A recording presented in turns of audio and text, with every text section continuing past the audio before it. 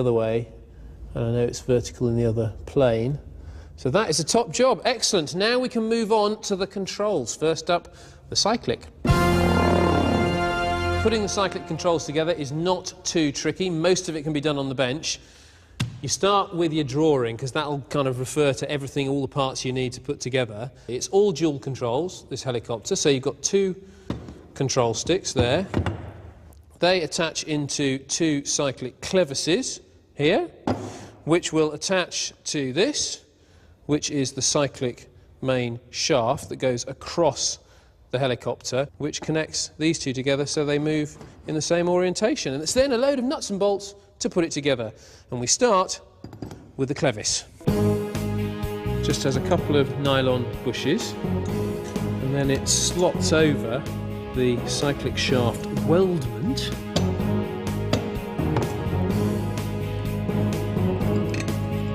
And there we go.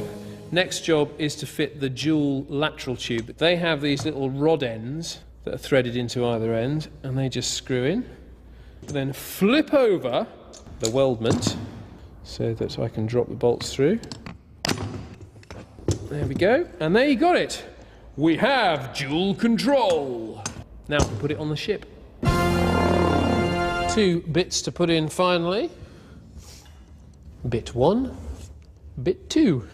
And this just slots in to here. Right, so there we go, all dry fitted together. We've got forward movement, aft movement, and then dual controls. They're linked together laterally. The only thing to go on here still, obviously, to connect the controls here up to the top of the main rotor shaft are the control cables themselves. There'll be two that will come through and fix onto the frame here, which will be connected to the weldment there. And there'll also be two more cables that will fit onto this bracket here for the lateral movement like that. Excellent stuff. Imagine what this is going to be like when the machine guns are connected. Got to attach this, the throttle grip sleeve, onto this, the end plug, and that's just held in with a roll pin. It's pre-drilled at the moment, so it slots in there. Little roll pin in the top, and then gently give it a bit of a bash. There we go, sorted. And then the whole shaft fits down the length of the collective handle.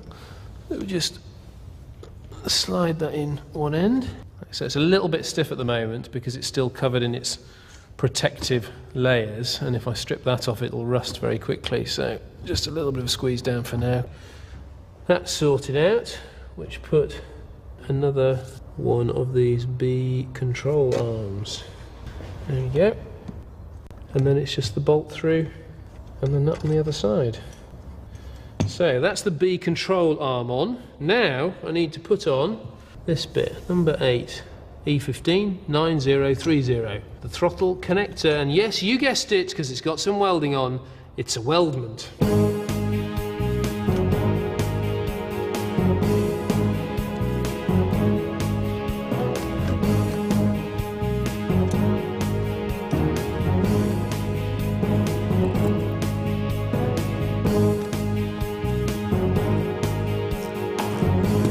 Right, to the ship.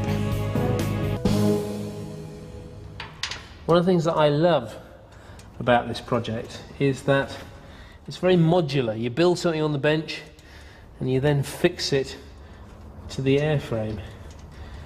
Mind you, not saying it'll last like that, because once we've got a few more bits on it, probably get a lot more complicated. So that's on there like that.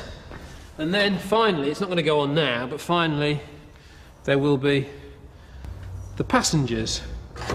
Collective handle will go on, which means either we'll be able to do the throttle there and also the collective, and the same from the pilot's side. Now you may be wondering why there's this odd sickle-shaped bit of metal at this end, and that's because at full throttle, which is round here, it acts as a stop by hitting the shaft. If that wasn't there, there's a possibility that this could go over further and actually go back under here, which means when you then try and dethrottle, actually you're pushing it the wrong way and it's jammed on full throttle. So it's just a safety, very simple but very effective safety device.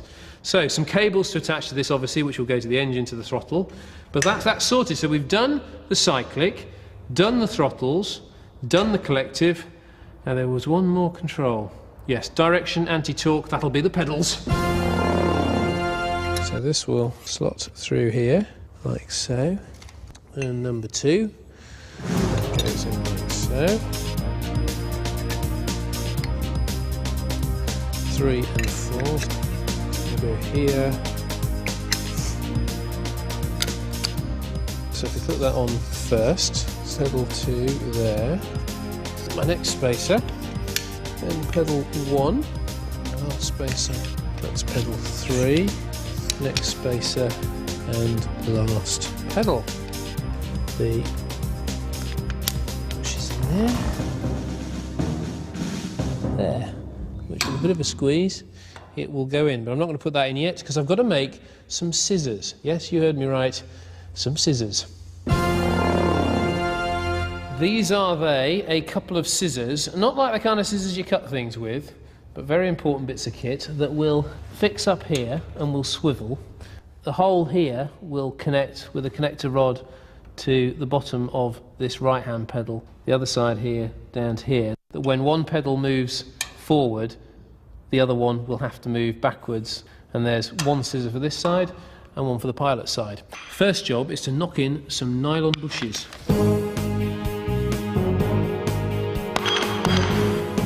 On that side.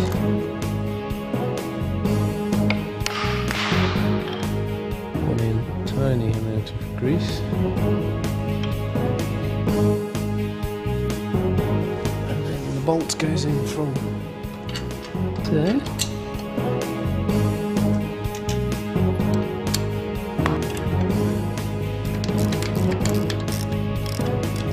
So now we're ready for some connector rods.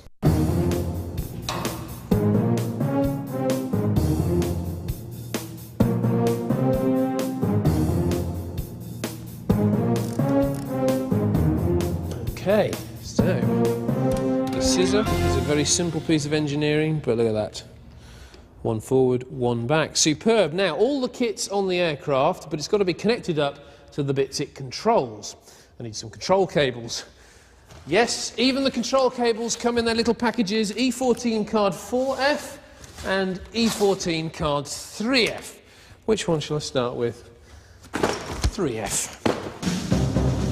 3 cables down, 1 to go. It's the last, or the second one of the collective cables. It just slots through there. This is very like putting the brake cables on your bike when you're about 10, but of course this is a big boy's toy, so they're bigger cables. And then through into the control T, and some nuts on the end of there. Now these nuts will be changed for self-locking nuts later when we set it up, but for now that's cool. Right, to the other end. So that pops up there, like so. Just feed that in, put on the lock washer and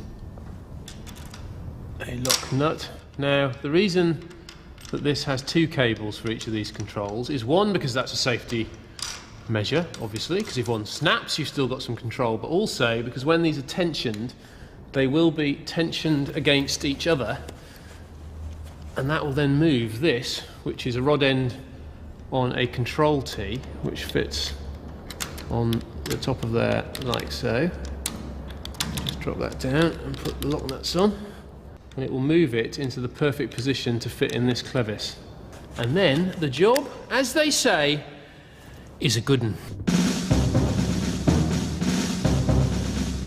Now, you may be wondering why it is that you as the builder have to cut your own drive belts from one big belt. Well, there's a very good reason, and that's because you need to guarantee that all the belts are exactly the same length, which of course they will be if you cut them from one master belt.